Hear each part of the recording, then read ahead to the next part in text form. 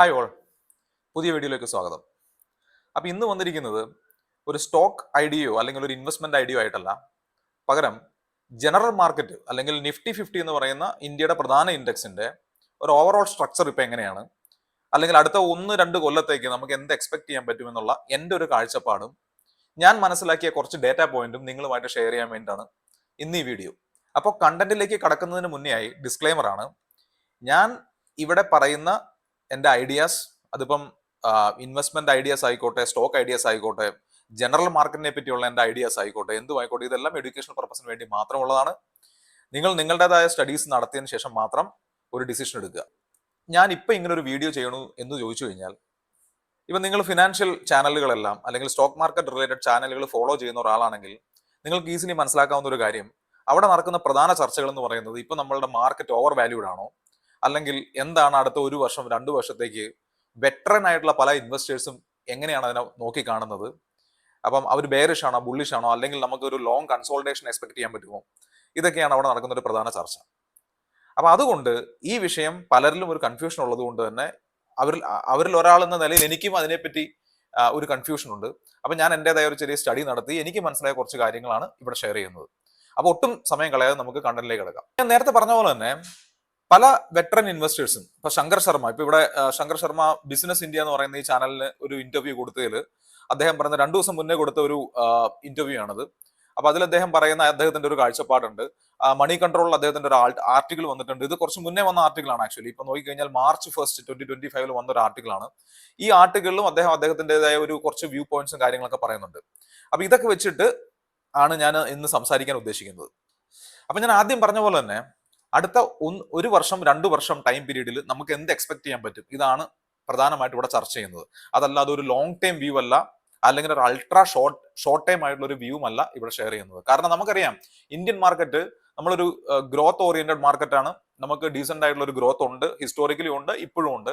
അതുകൊണ്ട് തന്നെ long time എന്ന് പറയുന്നത് ബുള്ളിഷ് ആണെന്നുള്ളത് ഞാൻ അങ്ങനെ കരുതുന്ന ഒരാളാണ് ലോങ് ടൈമിലേക്ക്. പക്ഷെ അൾട്രാ ഷോർട്ട് ടൈമിലേക്ക് നമുക്ക് എന്ത് വേണമെങ്കിലും സംഭവിക്കാം. Market can go up or down, അല്ലെ? അപ്പൊ അത് നമുക്ക് അങ്ങനെ ഈസിലി പ്രെഡിക്ട് ചെയ്യാൻ പറ്റുന്നതല്ല. പക്ഷെ ഒരു ഇൻവെസ്റ്ററെ സംബന്ധിച്ച് 1 ഇയർ 2 ഇയർ റിട്ടേൺ എന്ന് പറയുന്നത് ഇമ്പോർട്ടന്റ് ആണ്. കാരണം നമ്മളൊരു ഈവൻ ബാങ്കിൽ പോലും 1 ഇയർ 2 ഇയറിലേക്ക് നമ്മൾ ഇൻവെസ്റ്റ് ചെയ്ത് കഴിഞ്ഞാൽ നമുക്ക് 5 to 6% ഈസിലി കിട്ടും.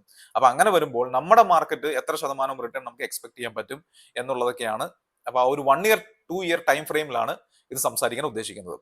ഒരു കാര്യം കൂടെ പറയാൻ ആഗ്രഹിക്കുകയാണ്, ഇത് ഒരു സ്റ്റോക്ക് റിലേറ്റഡ് ആയിട്ടുള്ള ഒരു അനാലിസിസ് അല്ല, പകരം ഓവറോൾ മാർക്കറ്റ്, അതായത് ഇൻഡെക്സ് റിലേറ്റഡ് ആയിട്ടുള്ള ഒരു കാര്യങ്ങൾ മാത്രമാണ് ഞാൻ പറയുന്നത്. ഫോർ എക്സാമ്പിൾ, അത് എടുത്തു പറയാൻ ഒരു കാരണമുണ്ട്, ഇല്ലെങ്കിൽ പലർക്കും ഒരു കൺഫ്യൂഷൻ ഉണ്ടാവുന്ന കാര്യമാണ്. കാരണം ഇപ്പൊ നമ്മൾ ഈവൻ ഒരു ബെയർ മാർക്കറ്റിൽ പോലും പല കമ്പനികളും പുതിയ ഹൈസ് ക്രിയേറ്റ് ചെയ്യും, അല്ലെ? അതുപോലെ ഒരു കൺസോൾട്ടേഷൻ പീരീഡ് ആണെങ്കിലും അവിടെയും കാണും കുറെ സ്റ്റോക്സുകൾ, ഇൻഡിവിജ്വൽ സ്റ്റോക്കുകൾ വളരെ ഹൈ ആയിട്ട് പോകുന്നു, വളരെ ലോ ആയിട്ട് പോകുന്നു. അപ്പം സ്റ്റോക്ക് റിലേറ്റഡ് ആയിട്ടുള്ള ഒരു കാര്യമല്ല പറയുന്നത്, ഇൻഡെക്സ് റിലേറ്റഡ് ആണ്. മാർക്കറ്റിൽ ഇപ്പം വെറ്ററൻ ഇൻവെസ്റ്റേഴ്സിന്റെ ഒരു ലിസ്റ്റ് എടുത്തു കഴിഞ്ഞാൽ അവരിൽ 2 തരത്തിലുള്ള അഭിപ്രായക്കാരാണ്, അല്ലെങ്കിൽ 3 തരത്തിലുള്ള അഭിപ്രായം പറയുന്ന ആൾക്കാർ അതിൽ നമുക്ക് കാണാൻ സാധിക്കും. ഇപ്പൊ ഞാൻ നേരത്തെ പറഞ്ഞ ശങ്കർ ശർമ്മയെ പോലുള്ള ആൾക്കാർ പറയുന്നത് നമ്മുടെ മാർക്കറ്റ് ഒരു ബുൾ റൺ കഴിഞ്ഞിരിക്കുകയാണ്, ഇനി എക്സ്പെക്ട് ചെയ്യാൻ പറ്റുന്നത് ഒരു ബെയറിഷ് ഫേസ് ആണെന്നാണ് പുള്ളിക്കാരൻ അഭിപ്രായപ്പെടുന്നത്. ഇനി വേറെ ചിലർ പറയുന്നത് അങ്ങനെയല്ല, ബുൾ റണ്ണിന് ഇനിയും കുറെ കൂടെ ആയുസ് ഉണ്ട്, അല്ലെങ്കിൽ ബുൾ റണ്ണിന്റെ ഒരു മിഡിൽ ഏജ് മാത്രമേ ആയിട്ടുള്ളൂ, ഇനിയും കണ്ടിന്യൂ ചെയ്യാനുള്ള പോസിബിലിറ്റി ഉണ്ടെന്ന് അഭിപ്രായപ്പെടുന്നവരും ഉണ്ട്. ഇനി അതല്ലാത്ത മൂന്നാമത്തെ കാറ്റഗറി ആൾക്കാർ പറയുന്നത് നമ്മൾ ഇനി ഒരു 1 to 2 ഇയേഴ്സ് ഉള്ള ഒരു ലോങ് കൺസോൾട്ടേഷൻ ആണ് കാണാൻ പോകുന്നത്. മാർക്കറ്റ് ചിലപ്പം ഒരുപാട് താഴോട്ടും പോകില്ല, ഒരുപാട് മുകളിലേക്കും പോകാൻ സാധ്യതയില്ല എന്നുള്ള അഭിപ്രായമുണ്ട്. അപ്പൊ ഞാൻ ഇവിടെ ആദ്യത്തെ സെക്ഷനിൽ പറയാൻ ഉദ്ദേശിക്കുന്ന കാര്യം, നമ്മുടെ മാർക്കറ്റ് ആക്ച്വലി, അല്ലെങ്കിൽ നമ്മുടെ നിഫ്റ്റി 50 എന്ന് പറയുന്ന മെയിൻ ഇൻഡെക്സ്, അത് ഏത് സ്റ്റേജിലാണ്, അല്ലെങ്കിൽ എന്താണ് നമുക്ക് എക്സ്പെക്ട് ചെയ്യാൻ പറ്റുന്നത്. അപ്പൊ ഞാൻ പറഞ്ഞ പോലെ ആദ്യം ഇതിന്റെ ഒരു ടെക്നിക്കൽ ആസ്പെക്ട് നമുക്ക് പല തരത്തിലുള്ള ടെക്നിക്കൽ ഇൻഡിക്കേറ്റേഴ്സ് ഉണ്ടല്ലേ. ഞാൻ ഇവിടെ വളരെ സിമ്പിൾ ആയിട്ടുള്ള ഒരു ലേമാൻ പോയിന്റ് ഓഫ് വ്യൂവിൽ നമുക്ക് ഈസി ആയിട്ട് മനസ്സിലാക്കാൻ സാധിക്കുന്ന നിഫ്റ്റി 50യുടെ ഒരു ലോങ് ടൈം ഫ്രെയിം ആയിട്ടുള്ള ലോഗരിതമിക് ചാർട്ടാണ് ഇവിടെ എടുക്കാൻ നോക്കുന്നത്, അല്ലെങ്കിൽ ലോഗ് ചാർട്ട് എന്ന് പറയും. 2 തരത്തിലുള്ള ചാർട്ട് ഉണ്ട്. നോർമൽ ചാർട്ട്, നമ്മൾ സാധാരണ ട്രേഡിംഗ് വ്യൂ ഓപ്പൺ ചെയ്യുമ്പോൾ കാണുന്ന നോർമൽ ചാർട്ടുകളുണ്ട്, അതുപോലെ ലോഗ് ചാർട്ടുകളും ഉണ്ട്. അപ്പൊ അത് തമ്മിലുള്ള വ്യത്യാസം അറിയില്ലാത്തവർക്ക് എന്ന് പറയുമ്പോൾ, നമ്മളിപ്പോ ഒരു 10 ഇയേഴ്സ് അല്ലെങ്കിൽ 20 ഇയേഴ്സിലേക്കുള്ള ഒരു ടൈം ഫ്രെയിമിൽ നമ്മൾ ചാർട്ട് അനലൈസ് ചെയ്യാൻ നേരത്ത് ലോഗ് ചാർട്ടുകൾ എടുക്കുന്നതാണ് ബെറ്റർ. കാരണം നമ്മൾ ഈ നോർമൽ ചാർട്ടിൽ നമുക്ക് ഒരു 10 to 20 years ബാക്ക് ഉള്ള ഡേറ്റ ക്ലിയർ ആയിട്ട് മനസ്സിലാക്കാൻ സാധിക്കില്ല. പക്ഷെ ഒരു ലോഗരിതമിക് ചാർട്ട് ആണെന്നുണ്ടെങ്കിൽ, ലോഗ് സ്കെയിലുള്ള ഒരു ചാർട്ട് ആണെന്നുണ്ടെങ്കിൽ അത് കുറെ കൂടെ എളുപ്പമായിട്ട് മനസ്സിലാക്കാൻ പറ്റും. അത് വളരെ ഈസി ആയിട്ട് നമുക്ക് ട്രേഡിംഗ് വ്യൂവിൽ എടുത്ത് നോക്കാൻ സാധിക്കും. അപ്പൊ ഇവിടെ എടുത്തു വെച്ചിരിക്കുന്നത് ഒരു നിഫ്റ്റി 50യുടെ വീക്ക്ലി ചാർട്ടാണ്. ദാറ്റ് മീൻസ് ഓരോ ക്യാൻഡിൽസും ഓരോ വീക്കിനെ റെപ്രസെന്റ് ചെയ്യുന്നു. ഇപ്പൊ നമ്മളുടെ മുമ്പിൽ 1990s മുതൽ ടിൽ ഡേറ്റ് വരെയുള്ള ചാർട്ട് അവൈലബിൾ ആണ്. അപ്പൊ നിങ്ങൾ ഈ ചാർട്ട് നോക്കിക്കഴിഞ്ഞാൽ നിങ്ങൾക്ക് മനസ്സിലാവും ഓവറോൾ ഒരു ബുള്ളിഷ് ട്രെൻഡിലാണ്. പക്ഷെ ഞാൻ ഈ ചാർട്ടിനെ ഒരു ലോഗ് സ്കെയിലിലേക്ക് മാറ്റിയിട്ട് അനലൈസ് ചെയ്യാനാണ് ആഗ്രഹിക്കുന്നത്. കാരണം ഞാൻ നേരത്തെ പറഞ്ഞ പോലെ മോർ ദാൻ 10 yearsലേക്കുള്ള ടൈം ഫ്രെയിമിലൊക്കെ ചാർട്ട് കൃത്യമായിട്ട് അനലൈസ് ചെയ്യണമെങ്കിൽ അല്ലെങ്കിൽ മനസ്സിലാക്കാൻ സാധിക്കണമെങ്കിൽ ലോഗ് സ്കെയിൽ ആണ് ബെറ്റർ എന്നാണ് ഞാൻ കരുതുന്നത്. ഞാൻ അങ്ങനെയാണ് ചെയ്യാറ്. അപ്പം ഞാൻ റൈറ്റ് ഹാൻഡ് ബോട്ടം സൈഡിലേക്ക് നോക്കി കഴിഞ്ഞാൽ ഇവിടെ ഒരു ലോഗ് സ്കെയിൽ, ലോഗരിതമിക് എന്ന് പറഞ്ഞിട്ട് ഒരു ഓപ്ഷൻ കിട്ടും. നിങ്ങൾ അവിടെ ക്ലിക്ക് ചെയ്ത് കഴിഞ്ഞാൽ ആ ചാർട്ട് ലോഗ് സ്കെയിലിലേക്ക് മാറി കിട്ടും. ഓക്കെ, സോ ഈ ലോഗ് സ്കെയിലിൽ നോക്കുമ്പോൾ ഇതിനൊരു ഓവറോൾ ബുള്ളിഷ് സ്ട്രക്ചർ ആണ് നമുക്ക് കാണാൻ സാധിക്കുന്നത്. ഓക്കെ, അപ്പൊ നമ്മുടെ മുമ്പിലുള്ളത് വീക്ക്ലി ചാർട്ടാണ്, സ്റ്റാർട്ടിങ് ഫ്രം 1990 ടു ടിൽ 2025. അപ്പോൾ വളരെ പെട്ടെന്ന് ഒരു ലേമാൻസ് പോയിന്റ് ഓഫ് വ്യൂവിൽ നമ്മുടെ മാർക്കറ്റ് ഓവർ വാല്യൂഡ് ആണെന്ന് ഞാൻ പേഴ്സണലി ചെക്ക് ചെയ്യുന്നത്, ചാർട്ട് ബേസ്ഡ്, ചാർട്ടിന്റെ പോയിന്റ് ഓഫ് വ്യൂവിൽ ഇത് ഓവർ വാല്യൂഡ് ആണെന്ന് നോക്കാനായിട്ട് ഈസിലി നമുക്കൊരു ലൈൻ വരച്ച് അത് വെരിഫൈ ചെയ്ത് നോക്കാൻ പറ്റും. ഞാനിവിടെ ഒരു എക്സ്റ്റൻഡഡ് ലൈൻ എടുത്തിട്ട് ഈ ഒരു പാറ്റേൺ, ഈ ഒരു ചാർട്ടിന്റെ ഒരു ട്രെൻഡിനനുസരിച്ച് ജസ്റ്റ് ഈ ലൈൻ ഞാൻ ജസ്റ്റ് ഒന്ന് സെറ്റ് ചെയ്ത് വെക്കുകയാണ്. ഓക്കെ, ഇതൊരു ട്രെൻഡ് ലൈൻ അല്ല, കാരണം ഞാൻ ഏതെങ്കിലും ഒരു സപ്പോർട്ടിനെയോ റെസിസ്റ്റൻസിനെയോ ഒന്നും അല്ല ഈ ലൈൻ വെച്ച് ഇൻഡിക്കേറ്റ് ചെയ്യാൻ ഉദ്ദേശിക്കുന്നത്. സിംപ്ലി ഈ മാർക്കറ്റിന്റെ ഒരു ഡയറക്ഷൻ മാത്രം, സ്റ്റാർട്ടിങ് ഫ്രം 1991. അപ്പൊ അത് ഏകദേശം ഈ ഒരു ലെവലിലാണ് അത് പോകുന്നതെന്ന് മനസ്സിലാക്കാൻ സാധിക്കും. സോ ലെറ്റ് സി, ഇപ്പൊ 2025ലേക്ക് വന്നു കഴിഞ്ഞു കഴിഞ്ഞാൽ ഇവിടെ നോക്കുമ്പോൾ നമ്മുടെ ഒരു ഇനീഷ്യൽ ഗ്രോത്തും നമുക്കൊരു മന്ത്ലി ക്യാൻഡിലേക്ക് ഇട്ട് കഴിഞ്ഞാൽ കുറെ കൂടെ അത് ക്ലിയർ ആവും.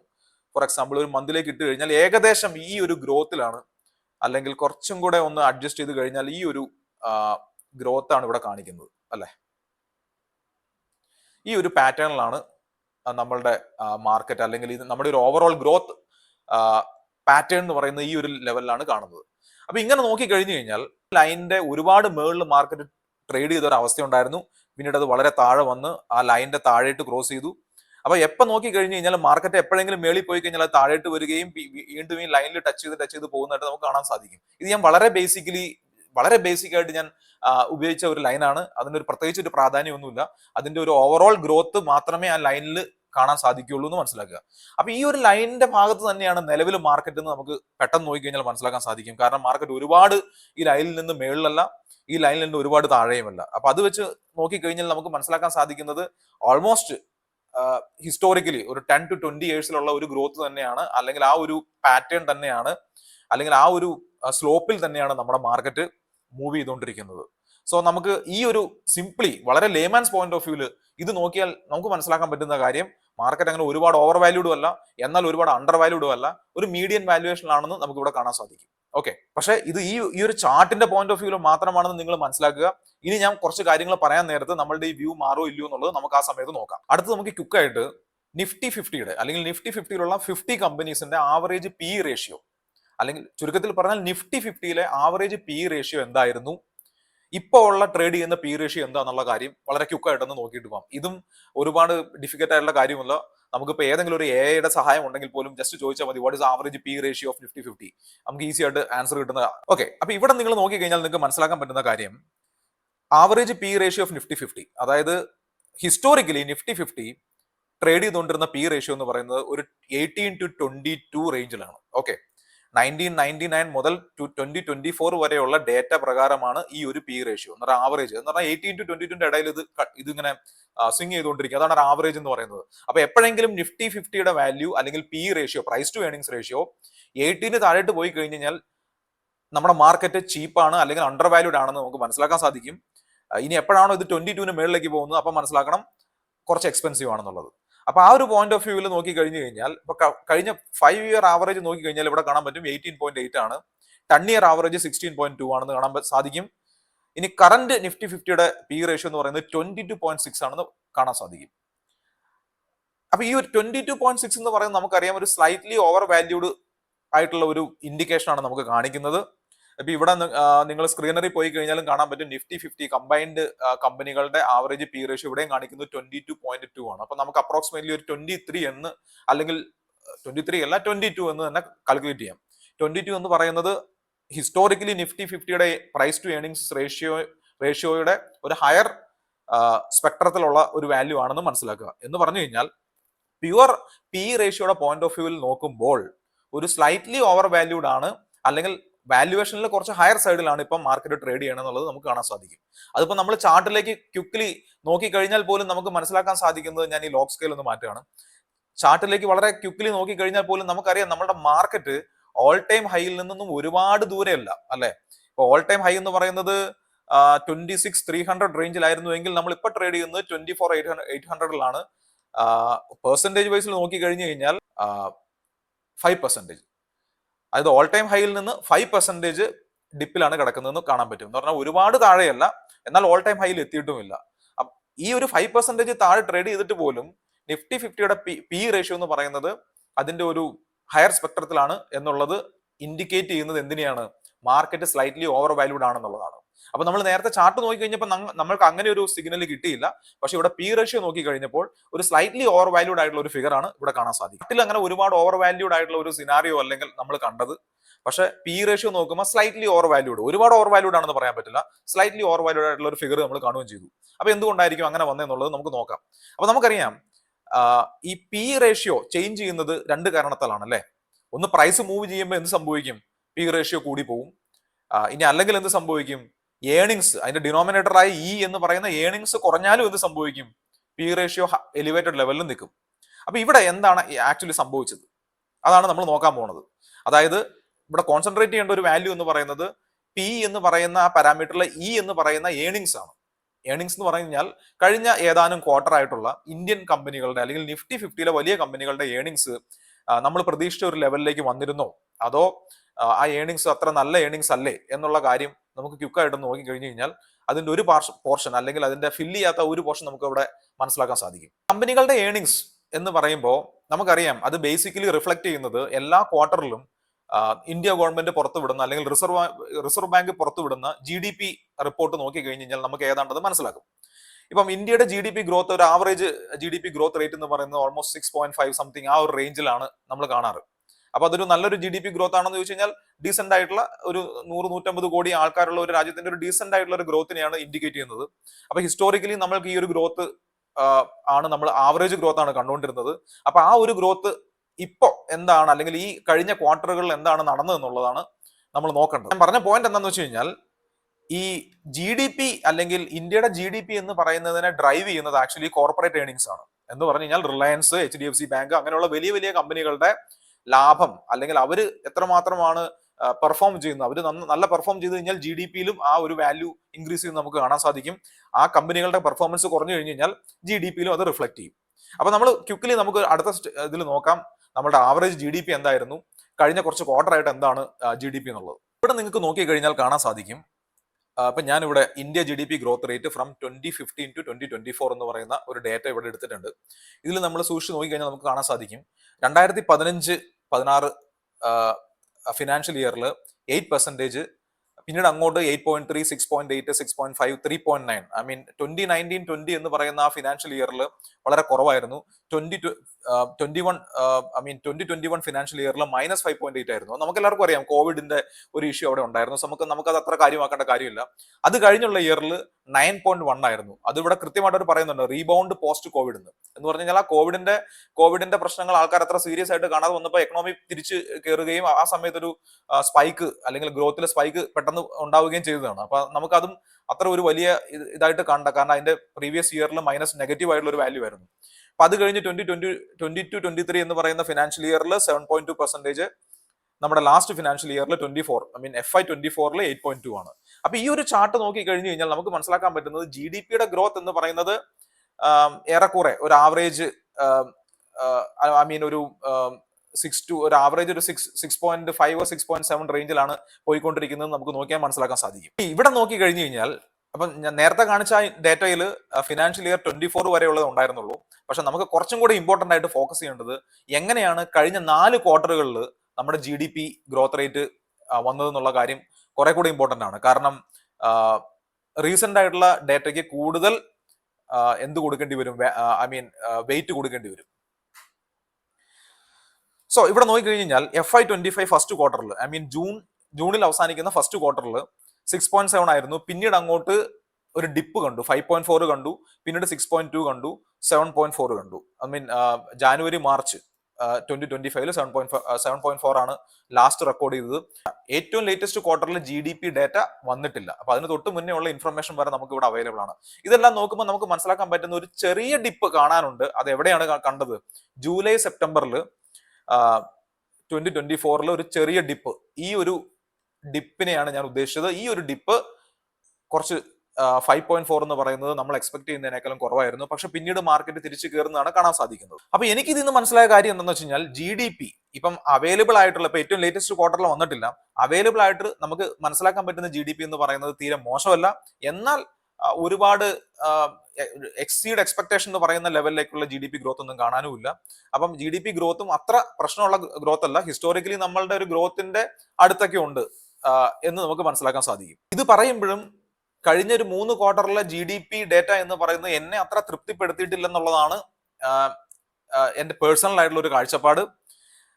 കാരണം എന്താണെന്ന് വെച്ച് കഴിഞ്ഞാൽ, ഇനി അങ്ങോട്ടുള്ള GDP, അതായത് ഇനി എന്ത് എക്സ്പെക്ട് ചെയ്യാൻ പറ്റും അടുത്ത, ഇപ്പം കഴിഞ്ഞ ക്വാർട്ടറും ഇനി വരാൻ പോകുന്ന ക്വാർട്ടറുകളിലും ഞാൻ എക്സ്പെക്ട് ചെയ്യുന്നത് അത്ര നല്ല GDP ഫിഗർ അല്ല എന്നുള്ളതാണ് ഒരു പേഴ്സണൽ കാഴ്ചപ്പാട്. അതെന്തുകൊണ്ടാണെന്നുള്ളത് അടുത്ത് പറയാം. അപ്പൊ ഞാൻ നേരത്തെ പറഞ്ഞു, ഇന്ത്യയുടെ GDPയുടെ ഡ്രൈവർ എന്ന് പറയുന്നത് കോർപ്പറേറ്റ് ഏർണിംഗ്സ് ആണ്. എന്ന് പറഞ്ഞാൽ പല കാര്യങ്ങളുണ്ട്, പക്ഷെ കോർപ്പറേറ്റ് ഏർണിംഗ്സ് എന്നാണ് പ്രധാന ഡ്രൈവർ എന്ന് പറയുന്നത്. അപ്പൊ ഈ കോർപ്പറേറ്റ് ഏർണിംഗ്സ് ആണ് ഇവിടുത്തെ ഒരു ചലഞ്ചിങ് പാർട്ട്. ഇപ്പൊ കഴിഞ്ഞ ക്വാർട്ടർ മുതൽ അല്ലെങ്കിൽ അതിന് മുന്നേ ഉള്ള ക്വാർട്ടർ മുതൽ ഞാൻ ശ്രദ്ധിച്ച, അല്ലെങ്കിൽ മറ്റു പല വെറ്ററൻ ഇൻവെസ്റ്റേഴ്സും പറയുന്ന ഒരു കാര്യം, നമ്മുടെ പ്രധാനപ്പെട്ട big companies, for example Reliance, HDFC bank, ICICI bank, അങ്ങനെയുള്ള വലിയ വലിയ കമ്പനികൾ, അല്ലെങ്കിൽ ഇപ്പം നിങ്ങൾക്കറിയാം FMCG റിലേറ്റഡ് കമ്പനികൾ, കൺസപ്ഷൻ റിലേറ്റഡ് കമ്പനികൾ, ഹിന്ദുസ്ഥാൻ യൂണിലിവർ അല്ലെങ്കിൽ നെസ്ലെ, ഇങ്ങനെയുള്ള വലിയ വലിയ കമ്പനികളുടെയൊക്കെ ഗ്രോത്ത് റേറ്റ് എന്ന് പറയുന്നത് സ്ലോ ആണ് എന്നുള്ള ഒരു യാഥാർത്ഥ്യം നമ്മുടെ മുന്നിലുണ്ട്. അപ്പൊ അങ്ങനെ വരുമ്പോൾ ആ ഒരു സ്ലോ ഗ്രോത്ത് റേറ്റ് ഇനി അങ്ങോട്ടുള്ള, അല്ലെങ്കിൽ ഇനി വരാൻ പോകുന്ന ക്വാർട്ടറുകളിലും റിഫ്ലക്ട് ചെയ്ത് കഴിഞ്ഞു കഴിഞ്ഞാൽ തീർച്ചയായിട്ടും ഇത് സംഭവിക്കും. നമ്മുടെ ഓവറോൾ GDP ഗ്രോത്ത് റേറ്റും അതനുസരിച്ച് കുറയാനുള്ള ഒരു സാധ്യത ഞാൻ എക്സ്പെക്ട് ചെയ്യുന്നുണ്ട്. എഗെയിൻ ഇവിടെ ഞാൻ പറയുന്നു, ഇതെല്ലാം എന്റെ പേഴ്സണൽ വ്യൂ പോയിന്റ് ആണ്. ഞാൻ മനസ്സിലാക്കിയ, ഞാൻ വായിച്ച, ഞാൻ അറിഞ്ഞ ഡോക്യുമെന്റുകളിൽ നിന്ന് ഞാൻ മനസ്സിലാക്കിയ കുറച്ച് ഡേറ്റകൾ മാത്രമാണ്. ഇത് ഓൾവേസ് ശരിയായിക്കൊള്ളുന്ന ഒരു നിർബന്ധമില്ല. അപ്പൊ ഞാൻ എന്റെ ഈ ഒരു ഇൻഫർമേഷൻ വെച്ചിട്ടായിരിക്കും ഞാൻ എന്റെ ഇൻവെസ്റ്റ്മെന്റ് ഡിസിഷൻസ് എടുക്കുന്നത്. പക്ഷെ നാളെ ഇപ്പൊ അടുത്ത് വരാൻ പോകുന്ന ഒരു ക്വാർട്ടറുകളിൽ മികച്ച GDP അല്ലെങ്കിൽ മികച്ച കോർപ്പറേറ്റ് ഏർണിംഗ്സ് വരാൻ പാടില്ല എന്നൊന്നും സെർട്ടൻ ആയിട്ട് ഇവിടെ ആർക്കും പറയാൻ സാധിക്കില്ല. അത് എന്ത് വേണമെങ്കിലും സംഭവിക്കാം. പക്ഷെ എന്റെ ഒരു എക്സ്പെക്ടേഷൻ ഇങ്ങനെയാണ്, ഇനി വരാൻ പോകുന്ന ഒരു 2-3 ക്വാർട്ടേഴ്സ് ചിലപ്പോൾ അത്ര നല്ലതാവാനുള്ള ഒരു പോസിബിലിറ്റി വളരെ കുറവാണ്. എസ്പെഷ്യലി കോർപ്പറേറ്റ് ഏർണിംഗ്സും. കാരണം അതിന്റെ ഒരു സിഗ്നൽ ഒക്കെ കണ്ടു തുടങ്ങി. ഞാനിപ്പോ ഉദാഹരണമായിട്ട് നമുക്ക് കുറച്ച് കമ്പനികളുടെ ഏർണിംഗ്സ് റിപ്പോർട്ട് ഞാൻ ഇവിടെ ഡിസ്പ്ലേ ചെയ്യാം. റിലയൻസും HDFC ബാങ്കും ICICI ബാങ്കും അങ്ങനെയുള്ള കുറച്ച് ബാങ്കിങ് കമ്പനികളുടെയും ബജാജ് ഫിനാൻസ് പോലെയുള്ള നോർമൽ ആളുകളുമായിട്ട് വളരെ ബന്ധപ്പെട്ട് കിടക്കുന്ന ഈ ലെൻഡിങ് കൊടുക്കുന്ന അല്ലെങ്കിൽ മണി ലെൻഡിങ് ബിസിനസ് നടത്തുന്ന ആൾക്കാരുടെയും ബിസിനസ് ഒക്കെ നോക്കി കഴിഞ്ഞാൽ നമുക്ക് ഏറെക്കുറെ ഇന്ത്യക്കാരുടെ ഒരു പർച്ചേസിംഗ് പവറിനെ പറ്റിയൊക്കെയുള്ള ഒരു ഐഡിയ കിട്ടും. അപ്പൊ അതിലേക്ക് നമുക്ക് പോവാം. അപ്പൊ എന്റെ ഒരു കാഴ്ചപ്പാട് ഇങ്ങനെയാണ്, കോർപ്പറേറ്റ് ഏർണിംഗ്സ് ചിലപ്പോൾ അത്ര മികച്ചതാവാനുള്ള പോസിബിലിറ്റി ഇല്ല. അങ്ങനെ വരുമ്പോൾ GDPയിലും അത് പ്രതിഫലിക്കാനുള്ള സാധ്യതയുണ്ട്. അപ്പൊ നമുക്ക് വളരെ ക്വിക്കായിട്ട് ഇന്ത്യയിലെ കുറച്ച് ടോപ്പ് കമ്പനികളായ റിലയൻസ്, ഇപ്പൊ റിലയൻസിന്റെ ചാർട്ട് നിങ്ങൾക്ക് ഇവിടെ കാണാൻ പറ്റും. ഈ ചാർട്ട് നോക്കി കഴിഞ്ഞാൽ തന്നെ മനസ്സിലാക്കാം, അതൊരു നല്ലൊരു കോൺസ്റ്റന്റ് ആയിട്ടുള്ള ഒരു അപ് ട്രെൻഡ് ഒന്നും അല്ല കാണിക്കുന്നത്. ഈ സ്റ്റോക്ക് ഒരുപാട് കാലം കൺസോളിഡേറ്റ് ചെയ്തു. അതിനുശേഷം ഒരു ബ്രേക്ക് ഔട്ട് ജാനുവരി 2024 എന്ന് പറഞ്ഞാൽ ഒരു വർഷം മുന്നേ, 1.5 വർഷത്തോളം മുന്നേ ഒരു ബ്രേക്ക് ഔട്ട് തന്നെങ്കിലും ആ ബ്രേക്ക് ഔട്ട് സസ്റ്റെയിൻ ചെയ്യാൻ സാധിച്ചില്ല. പിന്നീട് അങ്ങോട്ട് ട്രംപിന്റെ ടാരിഫും കാര്യങ്ങളൊക്കെ വന്നപ്പോൾ അത് ഫോളോ ചെയ്തു. പിന്നീട് ഒരു റിക്കവറിക്ക് ശ്രമം നടത്തിയെങ്കിലും ഈ ലാസ്റ്റ് ഏർണിംഗ്സ് റിപ്പോർട്ട് വന്നതിന് ശേഷം ആ സ്റ്റോക്ക് ഫോളോ ചെയ്യുന്നതായിട്ടാണ് കാണാൻ സാധിക്കുന്നത്. അപ്പൊ അതായത് റിലയൻസിന്റെ, ഇപ്പൊ ഞാൻ ഇവിടെ സ്ക്രീനർ എടുത്തിട്ടുണ്ട്, ഇവിടെ നോക്കി കഴിഞ്ഞു കഴിഞ്ഞാൽ നമുക്ക് ലാസ്റ്റ് ക്വാർട്ടർ റിലയൻസിന്റെ ഏർണിംഗ്സിലേക്ക് നോക്കി കഴിഞ്ഞു കഴിഞ്ഞാൽ, എന്തുകൊണ്ട് ഞാൻ ഇവിടെ റിലയൻസ് കാണിക്കണം എന്ന് വെച്ച് കഴിഞ്ഞാൽ, റിലയൻസ് ചെയ്യാത്ത ബിസിനസ് ഒന്നുമില്ല. അവർക്ക് ഓയിൽ ടു കെമിക്കൽ ബിസിനസ് ഉണ്ട്, അവർക്ക് ടെക്നോളജി ടെലികോം ബിസിനസ് ഉണ്ട്, അവർക്ക് ഒരുമാതിരിപ്പെട്ട ബിസിനസ്സുകൾ എല്ലാം തന്നെ ഉണ്ട്. അപ്പൊ അവരുടെ ഒരു ഏർണിംഗ്സ് റിപ്പോർട്ട് നോക്കി കഴിഞ്ഞാൽ തന്നെ ഒരു ഇന്ത്യയുടെ ഒരു കൺസപ്ഷൻ, ജനങ്ങളുടെ ഒരു സ്പെൻഡിങ് പവർ ഒക്കെ നമുക്ക് വളരെ പെട്ടെന്ന് മനസ്സിലാക്കാൻ സാധിക്കും. അതുകൊണ്ടാണ് ഞാൻ ഇവരുടെ ഈ ഒരു സ്ക്രീനർ റിപ്പോർട്ടിലേക്ക് ക്വിക്കലി പോകുന്നത്. ഇവിടെ നോക്കിക്കഴിഞ്ഞാൽ നിങ്ങൾക്ക് കാണാൻ പറ്റും ഓപ്പറേറ്റിംഗ് പ്രോഫിറ്റ് അല്ലെങ്കിൽ സെയിൽസ് എന്ന് പറയുന്നത്. ഇപ്പൊ ആദ്യം സെയിൽസ് നോക്കി കഴിഞ്ഞാൽ പോലും കഴിഞ്ഞ ക്വാർട്ടറിനേക്കാളും താഴ്ന്ന സെയിൽസ് ആണ് ആക്ച്വലി റിലയൻസിന് കിട്ടിയത്. ഇപ്പം ഓൾമോസ്റ്റ് 2,61,000 സെയിൽസ് മാർച്ച് 2025 ക്വാർട്ടറിൽ അവർക്ക് ഉണ്ടായിരുന്നുവെങ്കിൽ ഇപ്പൊ ജൂണിലേക്ക് വന്നപ്പോൾ അത് 2,43,000 ആയിട്ട് കുറഞ്ഞു. അപ്പൊ അവരുടെ ഓപ്പറേറ്റിംഗ് പ്രോഫിറ്റിലും ആ ഒരു ഡിപ്പ് നിങ്ങൾക്ക് കാണാൻ സാധിക്കും. പക്ഷേ ഇൻട്രസ്റ്റിംഗ് ആയിട്ടുള്ള കാര്യം, ഓപ്പറേറ്റിംഗ് പ്രോഫിറ്റിൽ ആ ഡിപ്പ് ഉണ്ടെങ്കിലും നിങ്ങൾ നെറ്റ് പ്രോഫിറ്റ് മാത്രം നോക്കുന്ന ഒരാളാണെങ്കിൽ നിങ്ങൾ ഈസിലി ഇവിടെ നിങ്ങൾക്ക് മിസ്റ്റേക്ക് പറ്റാം, അല്ലെങ്കിൽ ഒരു റോങ് ഇൻവെസ്റ്റ്മെന്റ് മിസ്റ്റേക്ക് പറ്റാനുള്ള പോസിബിലിറ്റി ഉണ്ട്. കാരണം നിങ്ങൾ നോക്കിക്കഴിഞ്ഞാൽ മനസ്സിലാക്കാം, ഈ നെറ്റ് പ്രോഫിറ്റിന്റെ കഴിഞ്ഞ ക്വാർട്ടറിൽ നിന്ന് ഈ ക്വാർട്ടറിലേക്ക് നോക്കുമ്പോൾ സിഗ്നിഫിക്കന്റ് ആയിട്ടുള്ള ഒരു ജമ്പ് വന്നിട്ടുണ്ട്. ഇവിടെ 22,26,000 ഒരു 22,000 ഒരു നെറ്റ് പ്രോഫിറ്റ് ആണ് കാണിച്ചത് കഴിഞ്ഞ ക്വാർട്ടർ എങ്കിൽ ഇവിടെ കാണുന്നത് 30,000 ഒരു നെറ്റ് പ്രോഫിറ്റ് ആണ്. അതായത് ഓപ്പറേറ്റിംഗ് പ്രോഫിറ്റിൽ ഇല്ലാത്ത ഒരു ജമ്പ് നെറ്റ് പ്രോഫിറ്റിൽ കാണുന്നത് വേറെ ഒന്നുമല്ല, ഇവിടെ ഒരു വൺ ടൈം പ്രോഫിറ്റ് ഈ കമ്പനിക്ക് കിട്ടിയിട്ടുണ്ട്. ഇവിടെ നിങ്ങൾ ശ്രദ്ധിച്ചറിയാം, ഈ അതർ ഇൻകം എന്ന് പറയുന്ന ഫീൽഡിൽ ഒരു 15,000 ഒരു പ്രോഫിറ്റ് കാണിച്ചിട്ടുണ്ട്. അത് അവരുടെ ഓപ്പറേറ്റിംഗ് പ്രോഫിറ്റ് അല്ല. ഈ വൺ ടൈം വരുന്ന പ്രോഫിറ്റുകൾ നമ്മൾ കമ്പനിയുടെ ജനറൽ പ്രോഫിറ്റ് അല്ലെങ്കിൽ നെറ്റ് പ്രോഫിറ്റ് ആയിട്ട് നമ്മൾ കണക്കാക്കി കഴിഞ്ഞു കഴിഞ്ഞാൽ നമ്മളൊരു റോങ് ഇൻവെസ്റ്റ്മെന്റ് ഡിസിഷൻ ചിലപ്പോൾ അവിടെ എടുത്തു പോകും.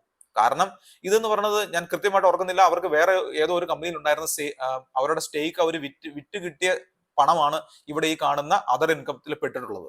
അപ്പൊ ചുരുക്കത്തിൽ പറഞ്ഞാൽ കമ്പനിയുടെ ഓപ്പറേറ്റിംഗ് പ്രോഫിറ്റ് എന്ന് പറയുന്നത് ക്വാർട്ടർ ടു ക്വാർട്ടർ എന്ന് പറയുന്നത് കുറവാണ് രേഖപ്പെടുത്തിയത്. സോ അത് ഒരു നല്ലൊരു സിഗ്നൽ അല്ല. അതിന്റെ ഭാഗമായിട്ടാണ് ആക്ച്വലി ഈ സ്റ്റോക്ക് ഇപ്പം സെൽ ഓഫിലേക്ക് പോയത്. ഇപ്പൊ കണ്ടില്ലേ നിങ്ങൾ, ഞാൻ വീക്കിലി ക്യാൻഡിലാണ് എടുത്തിട്ടുള്ളത്. കഴിഞ്ഞ 3 വീക്കിലും ഈ സ്റ്റോക്ക് ഡൗൺ ആയിരുന്നു എന്നുള്ളതാണ് അതിന് മനസ്സിലാക്കേണ്ടത്. ഇപ്പൊ അടുത്തത് ഞാൻ എടുത്തിരിക്കുന്ന HDFC ബാങ്കിന്റെ ചാർട്ടാണ്. HDFC ബാങ്കും നിഫ്റ്റി 50 ഒരു മേജർ കോൺട്രിബ്യൂട്ടർ ആണെന്ന് ഓർക്കുക. ഇവിടെ ഈ ചാർട്ട് ലുക്കിംഗ് പ്രോമിസ് ആണ് ആക്ച്വലി, എങ്കിൽ പോലും ഇവരുടെ റിസൾട്ട് ഞാൻ പേഴ്സണലി അനലൈസ് ചെയ്തപ്പം എനിക്ക് അത്ര ഒരു ടോപ്പ് നോച്ച് റിസൾട്ട് ആയിട്ട് തോന്നിയില്ല. ബട്ട് ഓക്കെ റിസൾട്ട് ആണ് എനിക്ക് മനസ്സിലായത്. ഇനി TCSഉം ഇൻഫോസിസും ഈ 2 IT കമ്പനികളും നമ്മളുടെ സർവീസ് സെക്ടറിലെ ഭീമന്മാരായ 2 കമ്പനികളാണ്. ഇപ്പൊ ഇവിടെ നോക്കി കഴിഞ്ഞു കഴിഞ്ഞാൽ ഇതിന്റെ റിസൾട്ടും വളരെ മോശം റിസൾട്ടാണ് TCS ഇത്തവണ കൊണ്ടുവന്നത്. ഇൻഫോസിസിന്റെ നോക്കി കഴിഞ്ഞു കഴിഞ്ഞാലും റിസൾട്ട് അത്ര നല്ലതായിരുന്നില്ല. ഈ 2 കമ്പനികളും ഇപ്പൊ ട്രേഡ് ചെയ്യുന്നത് അവരുടെ സ്വിംഗ് ലോയുടെ അടുത്താണെന്ന് കാണാൻ സാധിക്കും. ഇപ്പൊ നിങ്ങൾ നോക്കിയാൽ TCS ഓൾമോസ്റ്റ് 3000 ലെവലിലേക്ക് എത്തി. ഇത് കുറെ മാസങ്ങൾക്കൊക്കെ മുന്നേ, അല്ലെങ്കിൽ 2 ഇയേഴ്സ് ഒക്കെ മുന്നേ 4,000 ട്രേഡ് ചെയ്തുകൊണ്ടിരുന്ന സ്റ്റോക്കാണ് ഇപ്പൊ 3,000 ട്രേഡ് ചെയ്യുന്നത്. ഇൻഫോസിസിന്റെയും കഥ വ്യത്യസ്തമല്ല. TCSഉം ഇൻഫോസിസും HDFC ബാങ്കും റിലയൻസ് ഒക്കെ നോക്കി കഴിഞ്ഞപ്പോൾ അവരുടെ റിസൾട്ട് എന്നെ സംബന്ധിച്ച് അത്ര എക്സൈറ്റിംഗ് ആയിട്ടുള്ള റിസൾട്ട് ഒന്നും ആയിരുന്നില്ല. ചുരുക്കം ചില കമ്പനികൾ നിഫ്റ്റി 50 നല്ല റിസൾട്ട് ആയിട്ട് വന്നിട്ടുണ്ട്. ഇനിയിപ്പം എക്സ്പെക്ട് ചെയ്യാൻ പോകുന്നത് മഹേന്ദ്ര പോലുള്ള കമ്പനികളുടെ നല്ല റിസൾട്ടാണ് ഞാൻ എക്സ്പെക്ട് ചെയ്യുന്നത്. പക്ഷെ എന്നാൽ പോലും ഭൂരിഭാഗം കമ്പനികളുടെ ഏർണിങ്സ് എന്ന് പറയുന്നത് അത്ര മികച്ചതായിട്ടല്ല എനിക്ക് ഫീൽ ചെയ്യുന്നത്. ഇവിടെ ഈ നേരത്തെ പറഞ്ഞ കമ്പനികളെല്ലാം നിഫ്റ്റി 50 ടോപ്പ് കോൺട്രിബ്യൂട്ടർ ആണ്. എങ്കിലും ബജാജ് ഫിനാൻസിന്റെ റിസൾട്ട് ഞാൻ എപ്പോഴും ശ്രദ്ധയോടെ നോക്കുന്ന ഒരു കാര്യമാണ്. കാരണം കോമൺ പീപ്പിളുമായിട്ട് വളരെ അടുത്ത് നിൽക്കുന്ന ഒരു കമ്പനിയാണ്. പ്രത്യേകിച്ച് മണി ലെൻഡിങ് ആണ് ഇവരുടെ പ്രധാന പരിപാടി. നമുക്കറിയാം, ഹൗസ് ലോൺ അല്ലെങ്കിൽ കാർ ലോൺ, പ്രോപ്പർട്ടി ലോൺ, ഇങ്ങനെയുള്ള ലോണുകളൊക്കെ കൊടുക്കുന്ന ഒരു കമ്പനിയാണ് ബജാജ് ഫിനാൻസ്. അപ്പൊ ഇവരുടെ ഹിസ്റ്റോറിക്കലി ബജാജ് ഫിനാൻസ് വളരെ നല്ലൊരു പെർഫോമർ ആണ്. ഈ ബജാജ് ഫിനാൻസിന്റെ സ്റ്റോക്കിന്റെ പ്രൈസ് നോക്കി കഴിഞ്ഞാൽ അറിയാം, ഇതൊരു റീസെന്റ് ബ്രേക്ക്ഔട്ടിലാണ്. ഇവിടെ ഒരു ബ്രേക്ക്ഔട്ട് നടന്നിട്ടുണ്ട്. പക്ഷെ ഈ തവണത്തെ റിസൾട്ട് അത്ര നല്ലതായിരുന്നില്ല. അപ്പൊ ബജാജ് ഫിനാൻസിന്റെ റിസൾട്ട് മോശം ആയിരുന്നു എന്ന് പറയുമ്പോൾ, അല്ലെങ്കിൽ പ്രതീക്ഷിച്ച പോലെ ഉയർന്നില്ല എന്ന് പറയുന്നത് കാണിക്കുന്നത് എക്കണോമിയിൽ വരുന്ന ഒരു സ്ലോ ഡൗൺ ആണ്. അപ്പം ചുരുക്കത്തിൽ ഞാൻ പറഞ്ഞു വന്ന കാര്യം എന്താണെന്ന് വെച്ച് കഴിഞ്ഞാൽ, പ്രധാനപ്പെട്ട പല കമ്പനികളുടെയും റിസൾട്ട് അത്ര നല്ലതായിരുന്നില്ല. അപ്പൊ അതുകൊണ്ട് തന്നെ ഇത് ചിലപ്പോൾ ഇനി വരാൻ പോകുന്ന ക്വാർട്ടർ GDPയിലും റിഫ്ലക്ട് ചെയ്തേക്കാം. ഓക്കെ, ഇപ്പൊ ഒരു പർട്ടിക്കുലർ ക്വാർട്ടർ GDP ഒന്ന് മോശമായി, ഒരു 5.5 അല്ലെങ്കിൽ 5% ഗ്രോത്ത് കണ്ടാലൊന്നും അത്ര വലിയ ഡിപ്പൊന്നും ചിലപ്പോൾ മാർക്കറ്റിൽ ഉണ്ടായിക്കൊള്ളുന്നില്ല. അടുത്ത വരുന്ന ക്വാർട്ടറുകളിൽ മേക്കപ്പ് ചെയ്യാൻ സാധിച്ചു കഴിഞ്ഞാൽ നമുക്കത് പറയാൻ പറ്റില്ല. പക്ഷെ ഇപ്പൊ കിട്ടുന്ന റിപ്പോർട്ട് അനുസരിച്ച് വരാൻ പോകുന്ന ക്വാർട്ടർ GDP അത്ര മികച്ചതാവാനുള്ള സാധ്യത ഇല്ലെന്നുള്ളതാണ് എൻ്റെ ഒരു പേഴ്സണൽ വ്യൂ. ഓക്കെ, അപ്പൊ ഞാൻ നേരത്തെ പറഞ്ഞ പോലെ പല വെറ്ററൻ ആയിട്ടുള്ള ഇൻവെസ്റ്റേഴ്സും ഇപ്പൊ ശങ്കർ ശർമ്മയെ പോലെയുള്ള, ഇപ്പൊ ശങ്കർ ശർമ്മയുടെ ഒരു ബിസിനസ് ടുഡേയിൽ ശങ്കർ ശർമ്മയുടെ ഒരു ഇന്റർവ്യൂ ഉണ്ടായിരുന്നു. അതിൽ അദ്ദേഹം പറയുന്ന ചില കാര്യങ്ങളുണ്ട്. 2 ദിവസം മുന്നേ വന്നൊരു ഇന്റർവ്യൂ ആണ്. അതുപോലെ മണി കൺട്രോളിൽ ശങ്കർ ശർമ്മ എഴുതിയ ഒരു ആർട്ടിക്കിൾ ഉണ്ട്. അത് വായിച്ചു കഴിഞ്ഞാൽ പുള്ളിയുടെ ഒരു ഐഡിയ നിങ്ങൾക്ക് പിടികിട്ടും. ഇവിടെ പുള്ളിക്കാർ ഇപ്പൊ മാർച്ച് 1 2025 ഈ ആർട്ടിക്കിൾ വന്നത്. ഇതിലൊക്കെ ശങ്കർ ശർമ്മ പറയുന്ന ഒരു കാര്യം എന്താണെന്ന് വെച്ച് കഴിഞ്ഞാൽ, നമ്മുടെ മേജർ ബുള്ളിഷ് ഫേസ് എന്ന് പറയുന്നത് നിഫ്റ്റി 50യുടെ ബുള്ളിഷ് ഫേസ് എന്ന് പറയുന്നത് ഓവറായി. ഇനി അങ്ങോട്ട് ഒരു ബെയറിഷ് ഫേസ് ആണ് നമ്മൾ കാണാൻ പോകുന്നത്. കാരണം മാർക്കറ്റ് എപ്പോഴും ഒരു സൈക്ലിക്കലാണ്. കുറെ കാലം ബുള്ളിഷ് ഫേസ് ഉണ്ടെങ്കിൽ അത് പിന്നീട് ഒരു ബെയറിഷ് ഫേസിലേക്ക് പോകും. അപ്പം ശങ്കർ ശർമ്മയെ പോലുള്ള ആൾക്കാർ കാണുന്നത് ഒരു ബെയറിഷ് മാർക്കറ്റാണ് എന്നുള്ള രീതിയിലാണ് പുള്ളിക്കാരന്റെ ഒരു വ്യൂ എന്ന് പറയുന്നത്. അപ്പൊ ഞാൻ പറഞ്ഞു വന്ന കാര്യം എന്താണെന്ന് വെച്ച് കഴിഞ്ഞാൽ, ഇത് ശങ്കർ ശർമ്മയുടെ വ്യൂ ആണ്. മറ്റു പലർക്കും ഇതൊരു ബുൾ മാർക്കറ്റ് ആണ്, ബുൾ മാർക്കറ്റ് ഇനി കണ്ടിന്യൂ ചെയ്യുമെന്ന് പറയുന്ന പല ആൾക്കാർ വേറെയും ഉണ്ട്. പക്ഷെ എനിക്ക് കുറച്ചും കൂടെ തോന്നുന്നത് ശങ്കർ ശർമ്മയുടെ ഒരു വ്യൂവിനോട് ചേർന്ന് നിൽക്കാനാണ്. എന്ന് പറഞ്ഞാൽ ശങ്കർ ശർമ്മ ശരിക്കും ഒരു ബിയറിഷ് മാർക്കറ്റിനെ പ്രെഡിക്ട് ചെയ്യുമ്പോൾ ഞാൻ അത് കരുതുന്നില്ല. നമുക്കറിയാം ബിയറിഷ് മാർക്കറ്റ് എന്ന് പറയുന്നത് ടെക്നിക്കലി മാർക്കറ്റ് ഒരു 20% താഴെയിട്ട് ഡിപ്പ് ആവുകയും അതിൽ ആ 20% താഴെയുള്ള ലെവലിൽ കുറച്ച് ട്രേഡ് ചെയ്യുകയും ചെയ്യുമ്പോഴാണ് നമ്മൾ തിയററ്റിക്കലി അതൊരു ബെയറിഷ് മാർക്കറ്റ് ആണെന്ന് പറയുന്നത്. പക്ഷെ ഞാൻ ഒരിക്കലും അത്രയും ഡിപ്പ് ഒന്നും പ്രതീക്ഷിക്കുന്നില്ല. കാരണം ഒരു ലോങ് കൺസോൾട്ടേഷൻ ആണ് ഞാൻ പ്രതീക്ഷിക്കുന്നത്. കൺസോൾട്ടേഷൻ എന്ന് പറയുമ്പോഴും അതൊരു ബേസിക്കലി പറഞ്ഞു കഴിഞ്ഞാൽ ഒരു ടൈം കറക്ഷൻ, അല്ലെങ്കിൽ മാർക്കറ്റിന്റെ ടേംസിൽ പറഞ്ഞാൽ ടൈം കറക്ഷൻ ആണ് ഞാൻ പ്രതീക്ഷിക്കുന്നത്. ചിലപ്പോൾ 1 വർഷം 2 വർഷമൊക്കെ ടൈം കറക്ഷൻ ആണ് ഞാൻ പ്രതീക്ഷിക്കുന്നത്. അപ്പൊ എനിക്ക് കുറച്ചും കൂടെ ചേർന്ന് നിൽക്കാൻ സാധിക്കുന്നത് ശങ്കർ ശർമ്മയുടെ ഐഡിയയുമായിട്ടാണ്.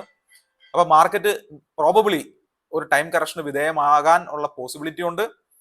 ഇൻഡെക്സ് ലെവലിലാണ് ഞാൻ പറയുന്നത്, സ്റ്റോക്ക് ലെവലിലല്ല. ഓക്കെ, അപ്പൊ കൺക്ലൂഡ് ചെയ്തുകൊണ്ട് പറയാൻ പറ്റുന്ന കാര്യം, നമ്മൾ ആദ്യം നോക്കിയത് ടെക്നിക്കൽ ചാർട്ടാണ്. നിഫ്റ്റി 50യുടെ ഒരു ലോങ് ടൈം ഫ്രെയിമിലുള്ള ടെക്നിക്കൽ ചാർട്ട് നമ്മൾ നോക്കി കഴിഞ്ഞപ്പോൾ എനിക്ക് മനസ്സിലായ കാര്യം എന്താണെന്ന് വെച്ച് കഴിഞ്ഞാൽ മാർക്കറ്റ് അങ്ങനെ ഒരുപാട് ഓവർ വാല്യൂഡും അല്ല, ഒരുപാട് അണ്ടർ വാല്യൂഡും അല്ല. നമ്മളൊരു ആ ചാർട്ടിന്റെ പോയിന്റ് ഓഫ് വ്യൂവിൽ അതൊരു മീഡിയൻ വാല്യുവേഷനിലാണ് നിൽക്കുന്നതെന്ന് കാണാൻ പറ്റും. പിന്നീട് നമ്മൾ GDP ഗ്രോത്ത് നോക്കി കഴിഞ്ഞപ്പോൾ ഹിസ്റ്റോറിക്കൽ GDP ഗ്രോത്തും ഈ റീസെന്റ് ആയിട്ടുള്ള ക്വാർട്ടറിലെ GDP ഗ്രോത്ത് നോക്കി കഴിഞ്ഞപ്പോൾ GDP ഗ്രോത്ത് ഒരുപാട് താഴെയാണെന്ന് പറയാൻ പറ്റില്ല, എന്നാൽ അത്ര മികച്ചതുമല്ല. അവസാനം നമ്മൾ നോക്കിയത് ഏണിങ്സ് റിപ്പോർട്ടുകളാണ്.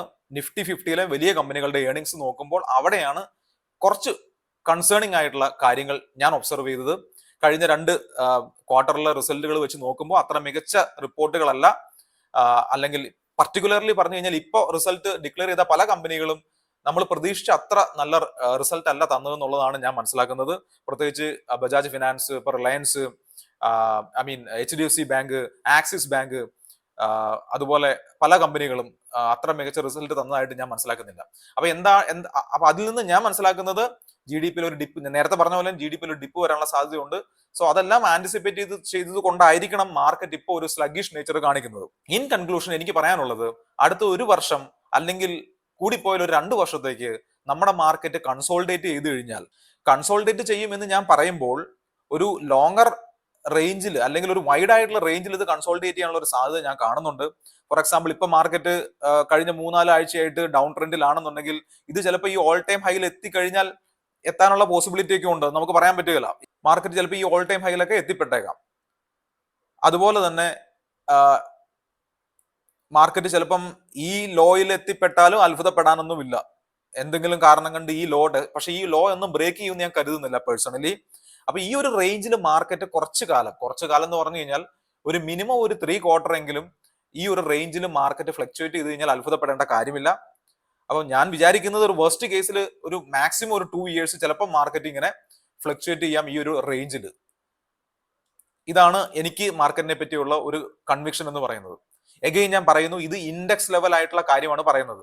ഇങ്ങനെ മാർക്കറ്റ് ഒരു ടൈറ്റ് അല്ലെങ്കിൽ ഈ ഒരു ഞാൻ പറയുന്നത് 26,000 നിന്ന് 21,700-ഉം 26,300-ന്റെയും റേഞ്ചിന്റെ ഉള്ളിൽ കൺസോൾട്ടേറ്റ് ചെയ്താൽ പോലും ചില പർട്ടിക്കുലർ ഇൻഡിവിജ്വൽ സ്റ്റോക്കുകൾ എന്ത് ചെയ്തേക്കാം, പുതിയ ഓൾ ടൈം ഹൈ ഒക്കെ ക്രിയേറ്റ് ചെയ്ത് മുകളിലേക്ക് പോയേക്കാം.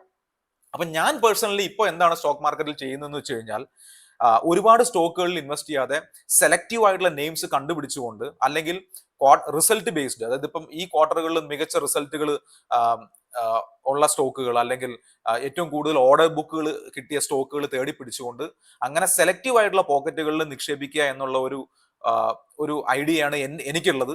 അപ്പൊ ഞാൻ അങ്ങനെ, അതുകൊണ്ട് തന്നെ ഒരു മാക്സിമം പോയ ഒരു 4 to 5 സ്റ്റോക്കുകൾ, അതിനപ്പുറത്തേക്കുള്ള സ്റ്റോക്കുകൾ ഞാൻ ഹോൾഡ് ചെയ്യാറില്ല. അത് നേരത്തെ ഈവൻ ഒരു ബുൾ മാർക്കറ്റിൽ പോലും ഒരു 4 to 5 സ്റ്റോക്കുകൾ ഹോൾഡ് ചെയ്യുന്നതിന് എതിരാണ് ഞാൻ. ആക്ച്വലി അങ്ങനെ ഒരു ഐഡിയക്ക് എതിരാണ് ഞാൻ. അപ്പൊ ഇങ്ങനെയുള്ള ഒരു കേസുകളിൽ ഇപ്പൊ ഇങ്ങനെ വരുമ്പോൾ പർട്ടിക്കുലർലി സെലക്ട് ചെയ്ത ചില സ്റ്റോക്കുകൾ മാത്രം ഇൻവെസ്റ്റ് ചെയ്യുന്നതാണ് ബുദ്ധി എന്നാണ് എനിക്ക് തോന്നുന്നത്. പ്രത്യേകിച്ച് നിങ്ങൾ നിഫ്റ്റി 50 ഇൻഡെക്സുകളിൽ, ഇൻഡെക്സ് മ്യൂച്വൽ ഫണ്ടുകളിലോ അല്ലെങ്കിൽ ETF പോലെയുള്ള ഒരു ഫണ്ടുകളിലൊക്കെ നിക്ഷേപിക്കുന്ന ഒരാളാണെന്നുണ്ടെങ്കിൽ ചിലപ്പോൾ അടുത്ത 1 വർഷത്തേക്കോ അല്ലെങ്കിൽ അടുത്ത മാക്സിമം ഒരു 2 വർഷത്തേക്കോ ചിലപ്പോൾ നിങ്ങൾക്ക് കാര്യമായ റിട്ടേൺ ഒന്നും കിട്ടിയെന്ന് വരാൻ സാധ്യതയില്ല. അപ്പൊ എന്ന് ഞാൻ പറയുമ്പോൾ നിങ്ങൾ ആരും ഇൻവെസ്റ്റ് ചെയ്യേണ്ടെന്നോ അല്ലെങ്കിൽ നിങ്ങൾ ഇൻവെസ്റ്റ് ചെയ്തിട്ടുണ്ടെങ്കിൽ അത് പിൻവലിക്കണമെന്നോ അല്ല ഞാൻ പറയുന്നത്. ഒരു ലോങ് ടൈം ഇൻവെസ്റ്റർ ആണെന്നുണ്ടെങ്കിൽ, നിങ്ങളുടെ ടൈം ഹൊറൈസൺ ഒരു 5+ ഇയേഴ്സ് ആണെന്നുണ്ടെങ്കിൽ ഇതൊന്നും നിങ്ങളെ ബാധിക്കേണ്ട പ്രശ്നമല്ല. നിങ്ങളുടെ ഇൻവെസ്റ്റ്മെന്റ് സോളിഡ് ആയിരിക്കാനുള്ള എല്ലാ പോസിബിലിറ്റിയും ഉണ്ട്, അത് റിട്ടേൺ തരാനുള്ള പോസിബിലിറ്റി ഉണ്ട്. പക്ഷെ നിങ്ങൾ അങ്ങനെയല്ല, നിങ്ങൾ കുറെ കൂടെ റിട്ടേൺ എക്സ്പെക്ട് ചെയ്യുന്ന ഒരു ഷോർട്ട് ടൈം പീരീഡിൽ, ഈവൻ ഒരു 6 months, ഒരു 1 year നിങ്ങൾ ഒരുപാട് റിട്ടേൺ എക്സ്പെക്ട് ചെയ്യുന്നുണ്ടെന്നുണ്ടെങ്കിൽ നിങ്ങൾ ഇൻഡെക്സുകളിൽ നിക്ഷേപിച്ച് കഴിഞ്ഞാൽ ചിലപ്പോൾ അത് കിട്ടാനുള്ള പോസിബിലിറ്റി ഇല്ല എന്നുള്ളതാണ് എന്റെ പേഴ്സണൽ അഭിപ്രായം. എഗെയിൻ ഇതെന്റെ പേഴ്സണൽ അഭിപ്രായമാണ്, ശരിയാവാം തെറ്റാവാം. ചിലപ്പം അടുത്ത ക്വാർട്ടറിൽ മികച്ച റിസൾട്ടുകളൊക്കെ വന്നു കഴിഞ്ഞാൽ ഇതൊന്നും ആയിരിക്കില്ല വരുന്നത്. മാർക്കറ്റിൽ ഓൾ ടൈം ഹൈ ക്രിയേറ്റ് ചെയ്ത് മേളിട്ട് പോകാനുള്ള സാധ്യതയുണ്ട്. അത് ബ്രേക്ക് ചെയ്തുകൊണ്ട് ഒരുപാട് മേളിട്ട് പോകാം. ഇനി അതല്ല, നമ്മൾ പ്രതീക്ഷിച്ചതിലും വളരെ മോശം റിസൾട്ടാണ് കമ്പനികൾ തരുന്നത്, GDP ഗ്രോത്ത് ഒക്കെ വളരെ മോശമാണെന്നുണ്ടെങ്കിൽ ചിലപ്പോൾ ഈ പറയുന്ന സ്വിംഗ് ലോയും ബ്രേക്ക് ചെയ്ത് താഴോട്ട് പോകാനുള്ള പോസിബിലിറ്റി ഉണ്ട്. സ്റ്റോക്ക് മാർക്കറ്റിൽ എന്തും സംഭവിക്കാം. ഇത് എന്റെ കൺവിക്ഷനിലുള്ള കാര്യങ്ങൾ മാത്രമാണ് ഞാൻ ഷെയർ ചെയ്യുന്നത്. അപ്പൊ ഇത്രയും പറഞ്ഞുകൊണ്ട് ഇന്നത്തെ വീഡിയോ വൈൻഡ് അപ്പ് ചെയ്യാൻ ഞാൻ കരുതുന്നു. അടുത്ത വീഡിയോ ആയിട്ട് കാണുന്നവരെ ബൈ.